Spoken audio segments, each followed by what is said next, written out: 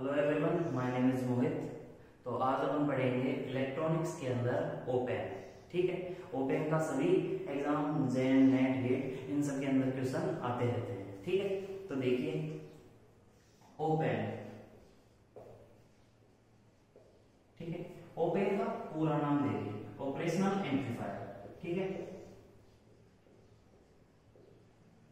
Operational amplifier, operational amplifier. ठीक है, अब देखिए इसको ऑपरेशनल एम्पलीफायर क्यों बोलते हैं। पहले देखिए कि एम्पलीफायर क्या होते हैं कि जो लो सिग्नल होते हैं, ठीक है, लो सिग्नल को एम्पलीफायर की वजह से एम्पलीफाई करके लो सिग्नल या वीक सिग्नल को स्ट्रॉन्ग सिग्नल में कन्वर्ट करते हैं। स्ट्रॉन्ग सिग्नल, ठीक है, वीक सिग्नल को एम्पलीफायर की मदद से स्ट्रॉन्ग सिग्नल में एम्पलीफाई करके स्ट्रॉन्ग सिग्नल में कन्वर्ट करते हैं। ठीक है,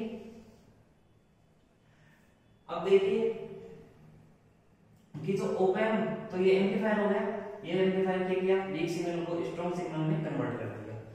अब इसके बाद में एम्पलीफायर जो बीजेटी और मॉसफेट जो होते हैं वो भी एक प्रकार से एम्पलीफायर होते हैं। ठीक है, लेकिन जो बीजेटी और मॉसफेट है वो सिर्फ जो एसी सर्किट होते हैं उनको ही सिर्फ एसी सिग्नल या एसी सर्किट वाले सिग्नल को ही एम्पलीफाई करते हैं। ठीक है, ओप एम्प जो होता है ये एसी और डीसी दोनों सिग्नल को एम्पलीफाई करता है। ठीक है, तो अब देखिए इसका नाम ऑपरेशनल क्यों है, क्योंकि जैसे मैथमेटिकल ऑपरेशन होते हैं एडर, सबट्रैक्टर, मल्टीप्लिकेशन, डिवीजन और डिफरेंशिएशन, इंटीग्रेटर, इनके अंदर ये मैथमेटिकल ऑपरेशंस का नाम है, इसलिए इसका नाम पड़ा है ऑपरेशनल एम्पलीफायर। ठीक है, mathematical operation like adder, subtractor, integrator, differentiation,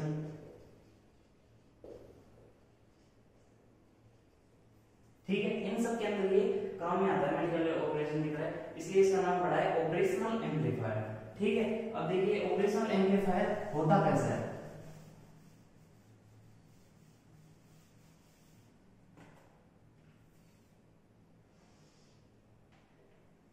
देखिए इक्विवेलेंट सर्किट होता है,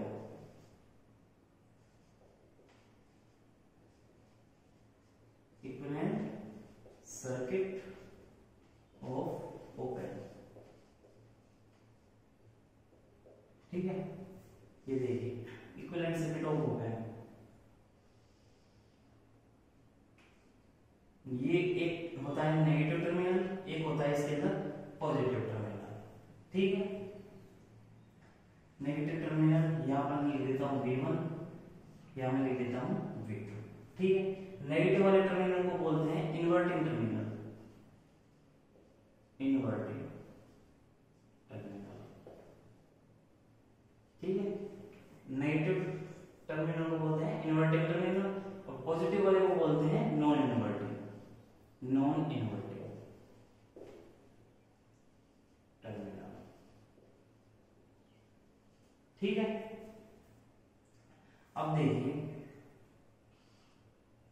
ये ओपन डिवाइस है। ठीक है, अब इस डिवाइस को एक्टिव करने के लिए पावर सप्लाई देनी पड़ेगी। ठीक है, प्रैक्टिकल में जैसे अपन पावर सप्लाई देते हैं तो उसके अंदर ओपन को डिवाइस ऑन रखने के लिए अपने को पावर सप्लाई देनी पड़ेगी प्लस Vcc, ठीक है, और माइनस Ve।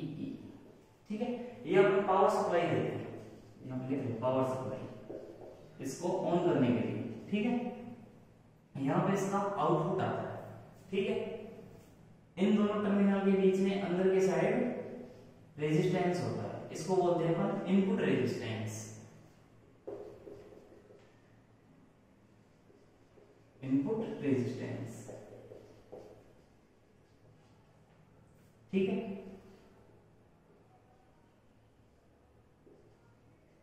ये होता है AV इंटू VIV, ठीक है। कि जो इनपुट सिग्नल है इसका डिफरेंस को एम्पलीफाई, कितना एम्पलीफाई हुआ ये, ठीक है, उसको बोल रहे हैं AV इंटू VID। VID क्या होगा, इन दोनों का डिफरेंस V2 माइनस V1, ठीक है। VID is equal to V2 minus V1, ठीक है।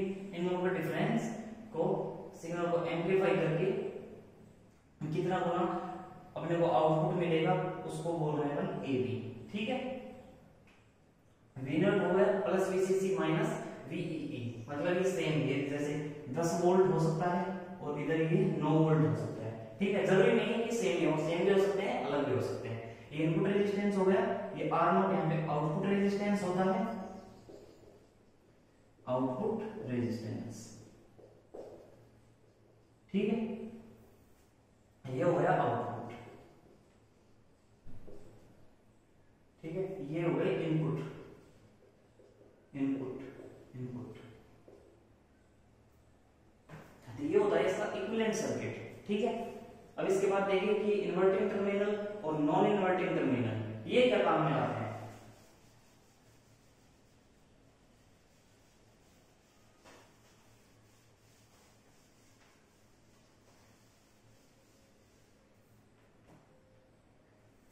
ये देखिए इन्वर्टिंग ऑप एम्प,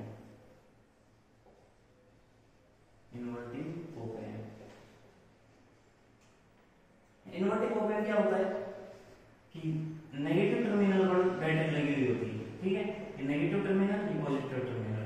तो इन्वर्टिंग टर्मिनल पर की बात हम यहाँ पे बैटरी लगा देते हैं, ठीक है। तो सिग्नल जो है अपन इन्वर्टिंग टर्मिनल, नेगेटिव वाले टर्मिनल पर दे रहे हैं और दूसरा टर्मिनल ग्राउंड पर देते हैं, ठीक है।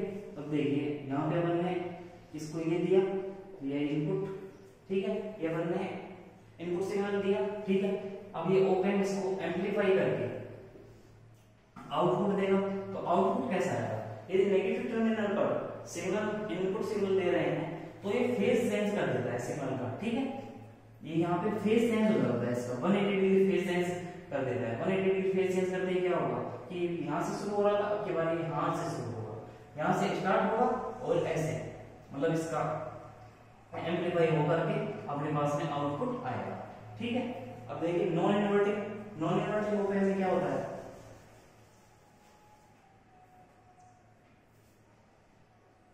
नॉन इन्वर्टिंग ऑप एम्प, ठीक है।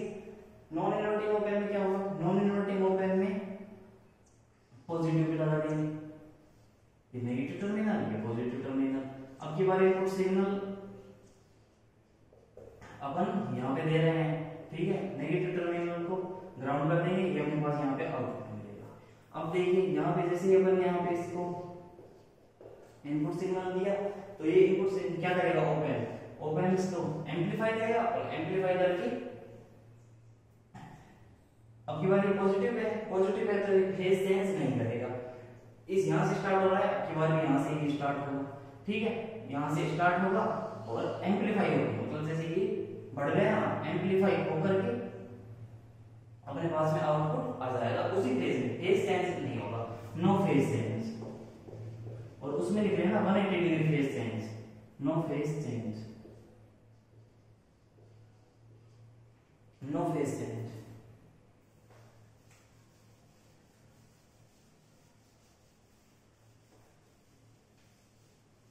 अब देखिए डिफरेंशियल ऑप एम्प क्या होता है, differential op amp, differential op amp.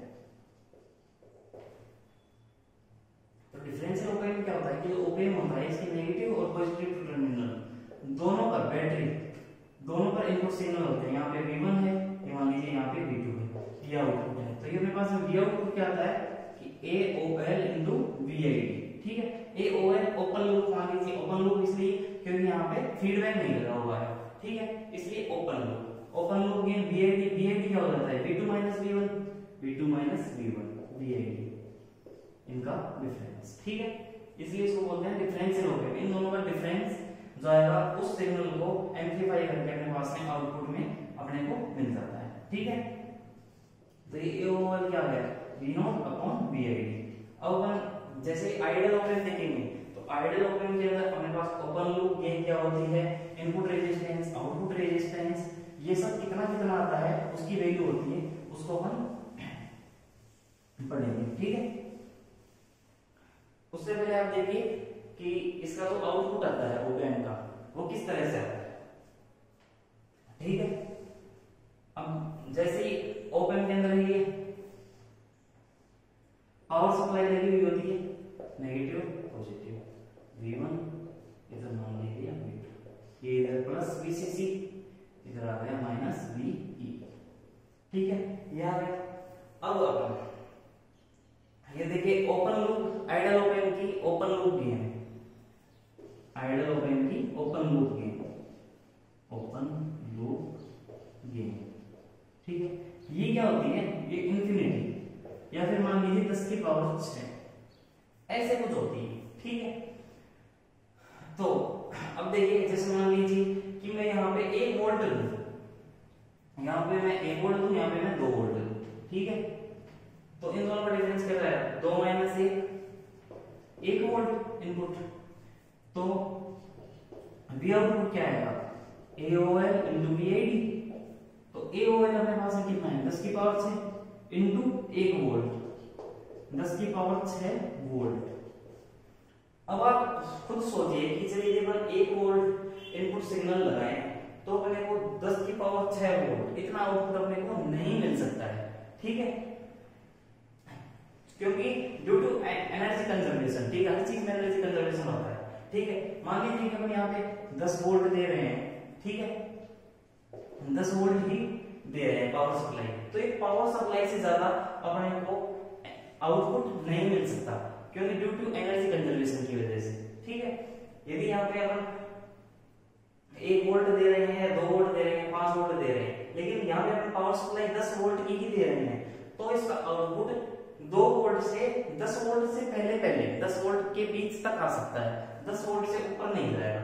यदि अपन पावर सप्लाई 10 वोल्ट दे रहे हैं और इनपुट अपन मान लीजिए कि 15 वोल्ट दे रहे हैं, तो वहां पे बिहेव लाइक स्विच की तरह काम नहीं करेगा। ठीक है, वहां पे वो नॉन लीनियर डिवाइस हो जाती है, और ये जो पावर सप्लाई 10 वोल्ट है, इससे कम वोल्ट की इनपुट अपन देंगे तो लीनियर डिवाइस की तरह काम नहीं करेगा, उसका आउटपुट लीनियरली एम्पलीफाई होगा। ठीक है, देखिए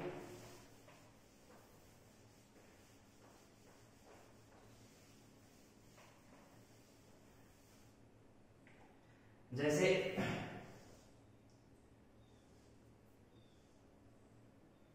ये भी आउटपुट है, ये भी इनपुट है। ठीक है, अब इसका ग्राफ ये कब लीनियरली होता है और कब नॉन लीनियरली होता है। ठीक है, वी सैचुरेशन, यहाँ पे ये सैचुरेशन में आ जाता है। ठीक है, यहाँ पे भी ऐसे ही रहता है, वी सैचुरेशन, सैचुरेशन सैचुरेट हो जाएगा, स्विच हो जाएगा, बिहेव लाइक स्विच की तरह काम नहीं करेगा। ये जो इतना रीजन है ये लीनियर रीजन है, लीनियर रीजन। ठीक है, देखिए कोई ओप एम्प है, यदि उसकी पावर सप्लाई 10 वोल्ट है, यदि और अपन उसमें इनपुट सिग्नल 10 वोल्ट से कम का देते हैं तो वो एम्पलीफाई होकर के 10 वोल्ट तक अपने पास में आ सकता है। 10 वोल्ट से ज्यादा अपने पास में एम्पलीफाई होकर के नहीं आएगा, क्योंकि ड्यू टू एनर्जी कंजर्वेशन की वजह से। ठीक है, उसके बाद में यदि पावर सप्लाई अपन 10 वोल्ट की दे रहे हैं और इनपुट सिग्नल अपन 15 वोल्ट का लगा रहे हैं, तो वो नॉन लीनियर डिवाइस की तरह काम नहीं करेगा, वो उसको एम्पलीफाई नहीं करेगा। ठीक है, क्योंकि वो उसके बाद में भी सैचुरेशन की तरह काम करने में लग जाएगा। मतलब जो ओप एम्प होता है वो स्मॉल वोल्टेज के लिए लीनियर डिवाइस और लार्ज सिग्नल के लिए नॉन लीनियर डिवाइस की तरह काम करता है। ठीक है, ये इसका आउटपुट ग्राफ होता है।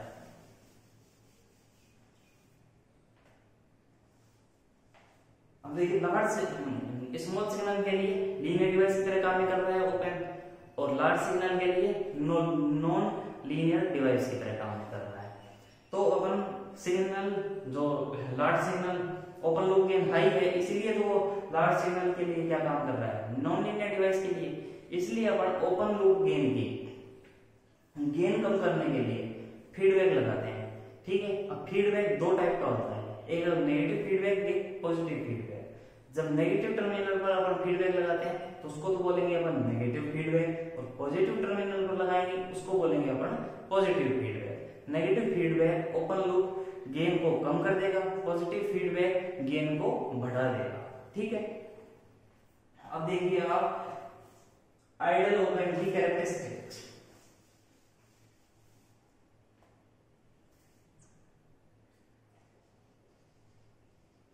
Characteristics of ideal op amp, ठीक है। ये देखिए कि जो ओपन लूप गेन होती है, ओपन लूप गेन वो क्या होती है, इनफाइनाइट, या 10 की पावर 6, ठीक है, मतलब बहुत बड़ी होती है, ठीक है। ये 10 है, 10 की पावर 6 ओपन लूप गेन होती है अपने पास में, इनफाइनाइट बोलते हैं इसको क्योंकि बहुत बड़ी होती है आइडियल केस में, जबकि प्रैक्टिकली इतनी इसकी गेन नहीं होती है, ठीक है, आइडियल केस में। इसके बाद देखिए input resistance Ri is equal to infinity, input resistance, input resistance, ठीक है। इसके बाद देखिए आउटपुट रेजिस्टेंस। अभी मैं आपको बताऊंगा कि इनपुट रेजिस्टेंस इंफिनिटी क्यों होता है, ठीक है। आउटपुट रेजिस्टेंस, आउटपुट रेजिस्टेंस इसका होता है 0, ठीक है। आइडियल केस में, आइडियल केस लेके चल रहे हैं, मतलब आउटपुट रेजिस्टेंस बहुत कम होता है, इनपुट रेजिस्टेंस अपने पास में बहुत ज्यादा होता है, ठीक है। उसके बाद देखिए बैंडविड्थ, बैंडविड्थ ये भी अपने पास में होती है इंफिनिटी, ठीक है। इसके बाद हम देखिए स्लू rate,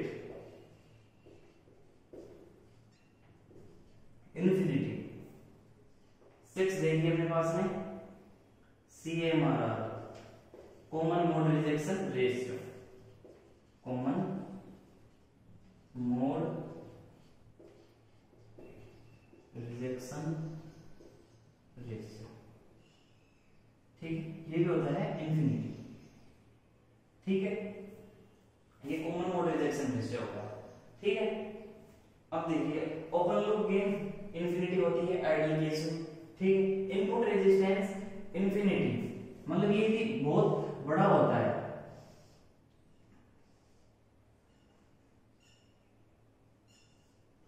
negative terminal, positive terminal, V1 V2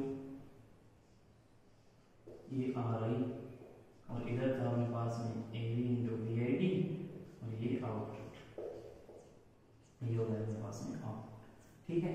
ये हो गया प्लस VCC, ये हो गया माइनस VE। यहाँ पे मैं VCC और VEE क्यों लिख रहा हूँ, क्योंकि ये दोनों सेम भी हो सकते हैं पावर सप्लाई, और अलग अलग भी हो सकते हैं, ठीक है। अब देखिए ये इनपुट रेजिस्टेंस, जब यहाँ पे V1 और V2, ठीक है, दो सिग्नल है, ये अपने को एज इट इज आउटपुट तक पहुंचे, ठीक है। ये सिग्नल एम्पलीफायर तक पहुंचे, और एम्पलीफाई होकर के अपने पास में आउटपुट तक पहुंचे, उसके लिए इनपुट रेजिस्टेंस इंफिनिटी होना चाहिए, इसलिए आइडियल ऑप एम्प के अंदर इनपुट रेजिस्टेंस इंफिनिटी होता है, ठीक है। ये it can drive, input resistance होता है मतलब ये किसी भी सर्किट से ड्राइव हो जाता है, इसका मतलब ये भी होता है it can drive by any circuit, ठीक है।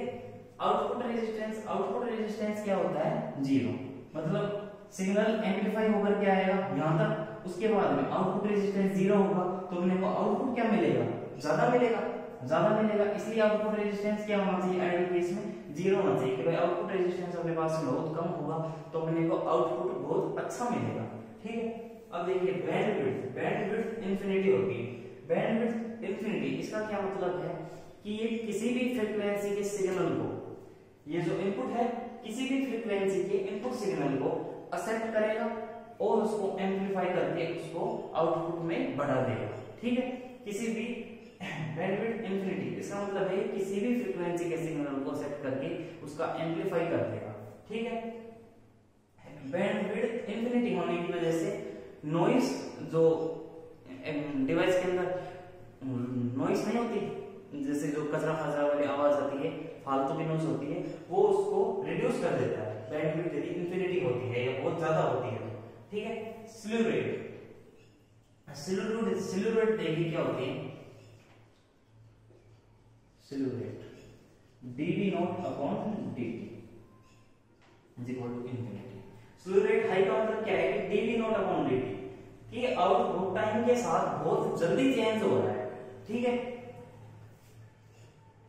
मतलब t और ये v आउटपुट, मतलब जीरो टाइम इंटरवल के अंदर ही बहुत तेजी से सिग्नल बढ़ रहा है, इंक्रीज हो रहा है, एम्पलीफाई हो रहा है, ठीक है। मतलब ये इंस्टेंटली आउटपुट चेंज हो रहा है तुरंत, बिल्कुल बहुत माइक्रो टाइम के अंदर। इसकी यूनिट होती भी क्या है कि वोल्ट पर माइक्रो सेकेंड, वोल्ट पर माइक्रो सेकेंड, ठीक है। ये इसकी यूनिट होती है कि एक माइक्रो सेकेंड के अंदर इसका आउटपुट है वो बहुत इंस्टेंटली तेजी से चेंज होता है, एम्पलीफाई होता है, ठीक है। इसलिए स्लीव रेट बहुत ज्यादा होनी चाहिए या इंफिनिटी इसको बोल रहे हैं, ठीक है। CMRR common mode rejection ratio infinity होना चाहिए। CMRR क्या होता है देखिए,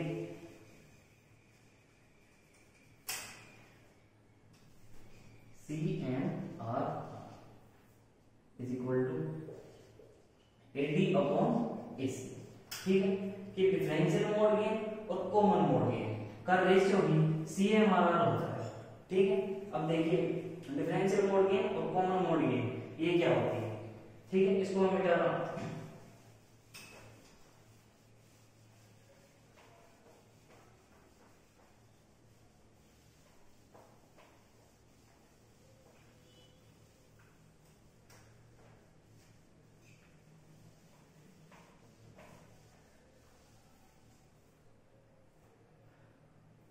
अब देखिए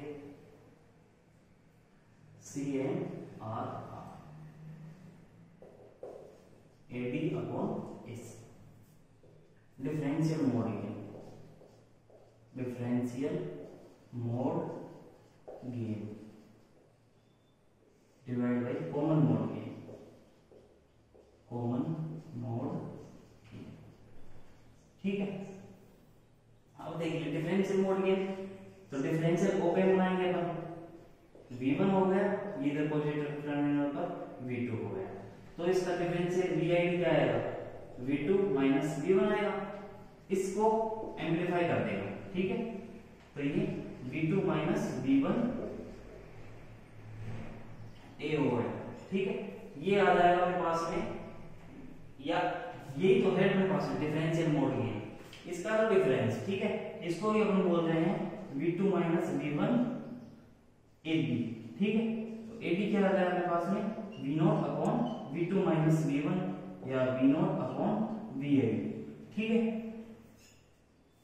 अब देखिए common mode gain, common mode gain, common mode gain के अंदर क्या होता है कि जो ओपेम होता है उसके नेगेटिव टर्मिनल और पॉजिटिव टर्मिनल, ये नेगेटिव टर्मिनल हो गया, ये पॉजिटिव टर्मिनल हो गया, ठीक है।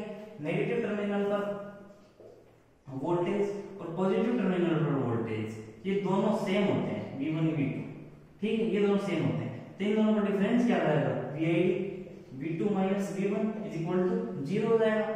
तो जब अपन गेन निकालेंगे AC कॉमन मोड, यदि दोनों का वोल्टेज सेम है इसलिए कॉमन वोल्टेज आएगा V आउटपुट, यहाँ पे V आउटपुट अपॉन में V2 माइनस V1 V0 अपॉन 0 इज इक्वल टू इंफिनिटी। तो कॉमन मोड गेन क्या हो जाएगा, इंफिनिटी, ठीक है। तो ये मैंने आपको बता दी कि आइडियल ओपेन की कैरेक्टरिस्टिक्स ये होती हैं, ठीक है।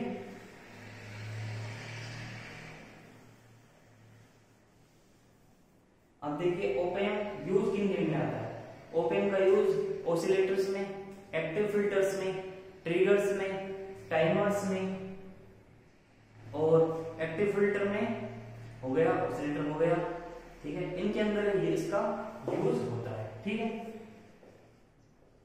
Open used in, open used in oscillator, active filter,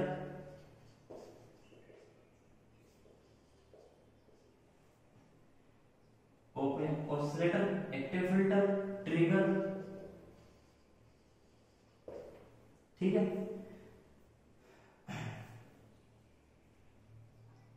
ये हो गया।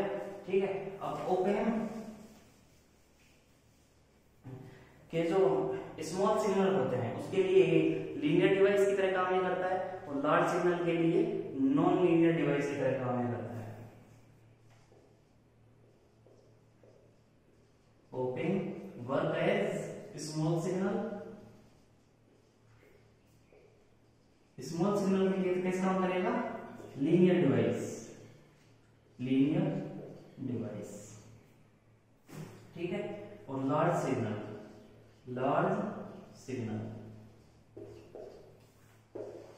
नॉन लीनियर डिवाइस की तरह काम नहीं करेगा, ठीक है। लार्ज सिग्नल मतलब जो ये अपने पास में आउटपुट आ रहा था, ठीक है, तो ये लीनियर होना रीजन, जहां तक हमें पावर सप्लाई दे रहे थे उसके पावर सप्लाई के अंदर मेरे पास रीजन होगा, वोल्टेज होगा, उसके अंदर तो ये लीनियर होगा, और उसके बाद वाला रीजन होगा जो अपने पास में वो होगा नॉन लीनियर रीजन, ठीक है। तो नॉन लीनियर डिवाइस सब वही होगी। लार्ज सिग्नल के लिए ये बिहेव लाइक स्विच या बिहेव लाइक स्विच की तरह काम करता है, या used in comparator used in comparator के अंदर यूज होता है, और बिहेव लाइक स्विच की तरह ये अपने को लगता है, ठीक है। अब देखिए कि जब ये लार्ज सिग्नल के लिए नॉन लीनियर डिवाइस की तरह काम नहीं कर रहा है, तो लार्ज सिग्नल हो गया, तो यदि अपन इसके गेन को घटाएं तो घटाने के लिए हमें क्या करना पड़ेगा? फीडबैक लगाना पड़ेगा, और फीडबैक यदि नेगेटिव टर्मिनल पर लगाएंगे तो वो होगा नेगेटिव फीडबैक, और पॉजिटिव टर्मिनल पर लगाएंगे फीडबैक तो वो होगा पॉजिटिव फीडबैक, ठीक है। ये देखिए नेगेटिव फीडबैक, ठीक है, negative feedback, negative positive terminal, ठीक है। ये इधर आउटपुट,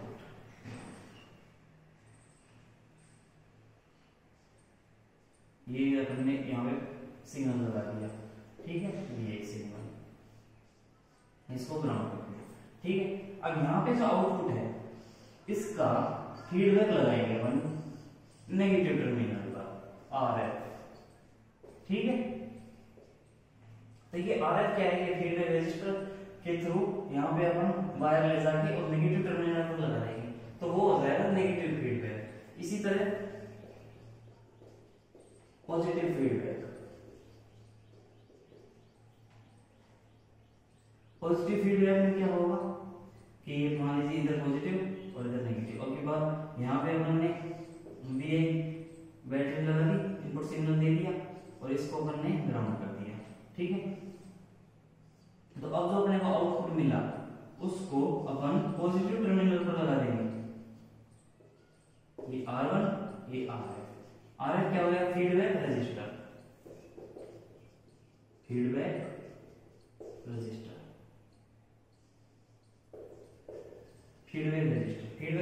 के थ्रू अपन पॉजिटिव टर्मिनल पर लगा देंगे, इसको बोलेंगे अपन पॉजिटिव फीडबैक। ये गेन को बढ़ा देता है, नेगेटिव फीडबैक गेन को कम कर देता है, ठीक है।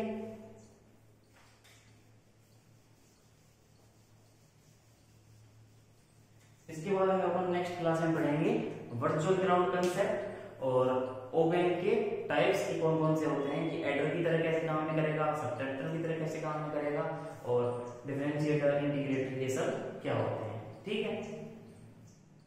धन्यवाद।